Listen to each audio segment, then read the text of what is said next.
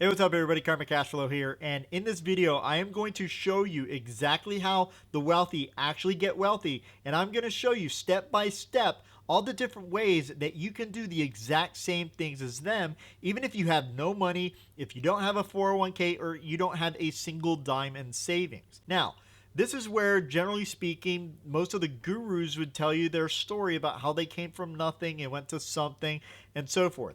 I can't actually do that. I actually got brought up in quite a wealthy family. My parents, had mansions and yachts and all that type of stuff, but they didn't teach me a single thing about money. I didn't learn that until years later. So back in 2000, 2001, I was actually working for a company called Stanley Steamer cleaning carpets. And I had a medical condition which caused me to not be able to work and really not even be able to drive, and lost my job, lost my apartment, and my wife at the time, my 3-month-old son, and myself were living in my minivan.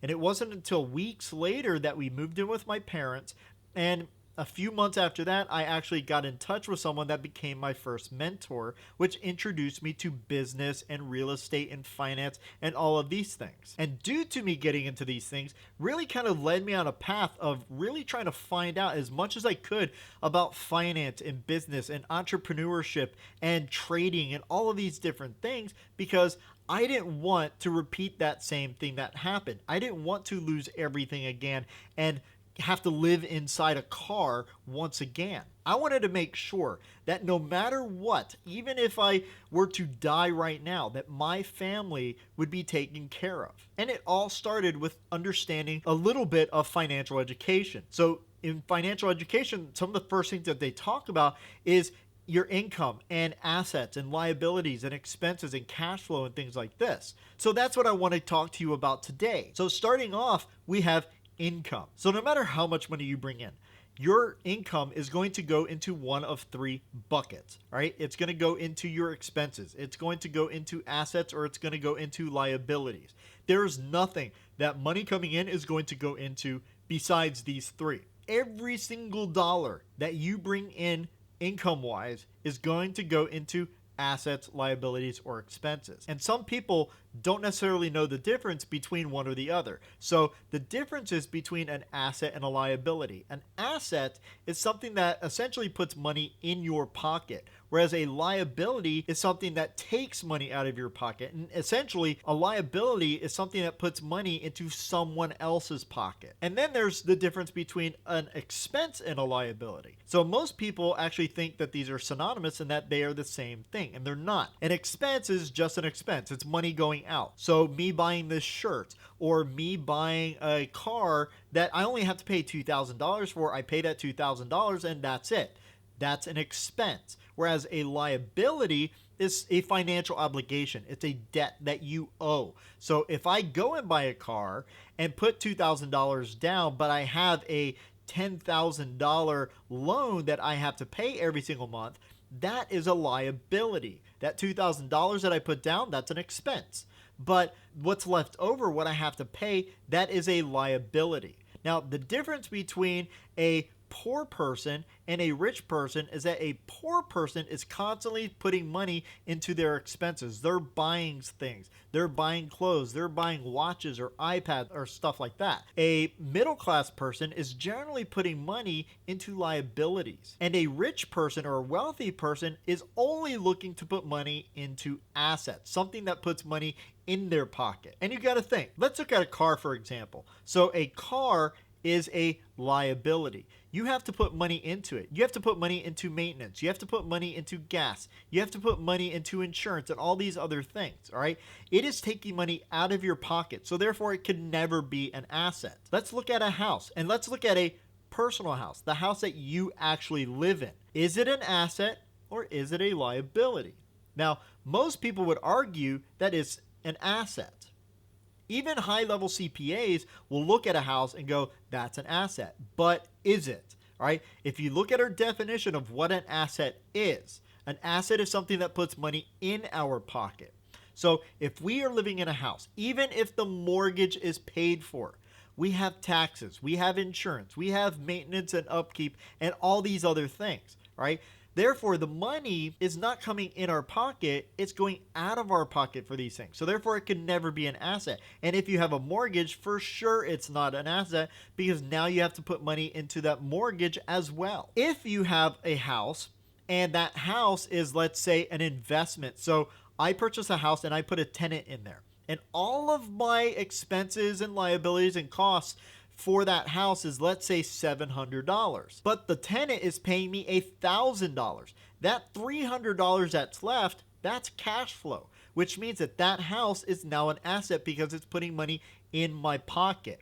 This is what the wealthy people know that most people don't, is that their singular focus is on building cash flow, is on building assets, and taking the cash flow from one asset and putting it into another asset.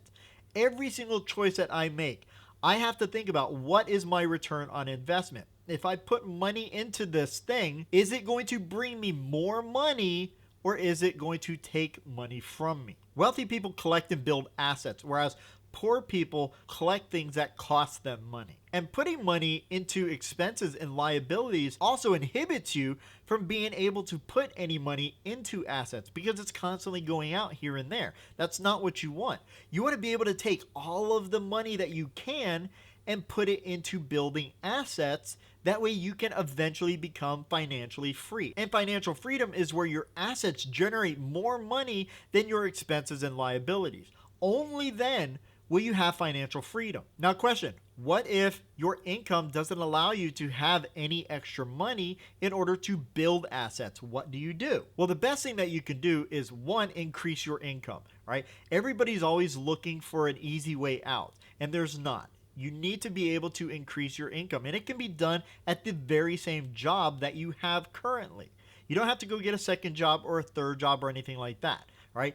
You can look for ways to build income in the exact same place that you currently work, and then take any of that extra income and funnel it into your assets. Now let's hypothetically say that you can't do any of that. You can't raise your income at the current job that you have. You can't get a second job or a third job or anything like that. What do? It can be done where you can build assets without a single dime in investment, but it is going to take a lot of extra time and effort. You may have to only sleep 4 hours a night, because after your work, you're spending all your time building all these other things to be able to increase your income, to be able to increase your assets and cash flow. So it is possible, but it is going to take a lot of extra effort. It is going to be Hustle Mania 2020. Now, coming up in this next part, I'm going to show you 2 different assets that you can build your cash flow on.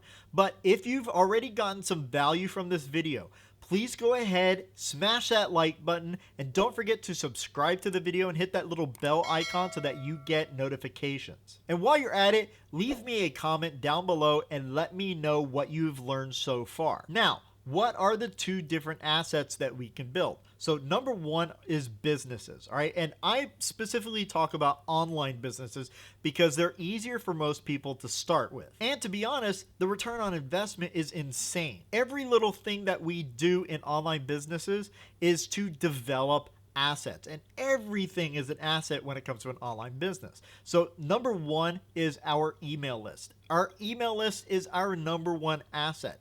Even if all else fails, if Facebook shuts me down, if YouTube shuts me down, I still have my email list that I can go ahead, send a single email to, and be able to generate income. Number 2 are social platforms. So like this is a YouTube channel that I'm doing this on. All right, I am building this up because one day this will become an asset that I will make money from. Then you have podcasts and other YouTube channels and landing pages, your own website, courses that you've developed, memberships that you've developed, affiliate marketing channels that you've done things with.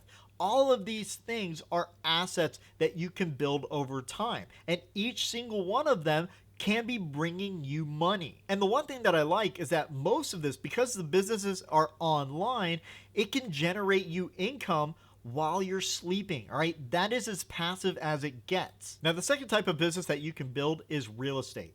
Every single person needs a place to live. Even when I was living in my car, I still needed a place to live, and I found one. And the best thing is that other people essentially work for you. Your tenants are paying you money, which means they are paying that mortgage down for you, and you get a little extra income on the side. So that cash flow that we used in the example before, that $300, that $300 goes in your pocket, which means that house has now become an asset. You always have to ask yourself, anytime that you spend a single dollar, am I putting this money into an asset or a liability? And if it's a liability, that really needs to stop. You need to step back and think, is this going to make me more money? If it's not, do you really need it? Now, I'm not saying to ignore your liabilities and expenses. Everybody's got them. I have expenses, I have liabilities, but my focus and your focus needs to be on building assets that generate cash flow.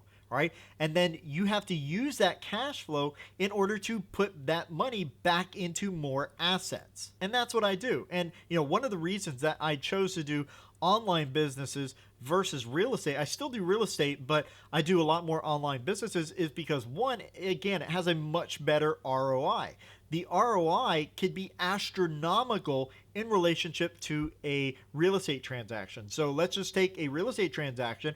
I might get, 10, 12% per year on that transaction, but with an online business, I can literally make thousands of percent, 3,000% ROI in a single month. And I can do it with less work and still making the exact same amount of cash flow. If you put money into building assets that generate cash flow, you will win, because it will be able to cover your lifestyle or any lifestyle that you could dream of. Money is a game, and it's actually quite a simple game at that. But you have to know the rules of the game if you ever want to have a hope of winning the game. Change the way that you spend money and you will change your life. So what I want you to do now is I need you to figure out what your expenses are, what your liabilities are, and what your income is. And find out if you have any amount of extra income that you can put into building your assets. And even if you don't have a single dime left, what I want you to do is I want you to go to this video right here that's popping up on your screen.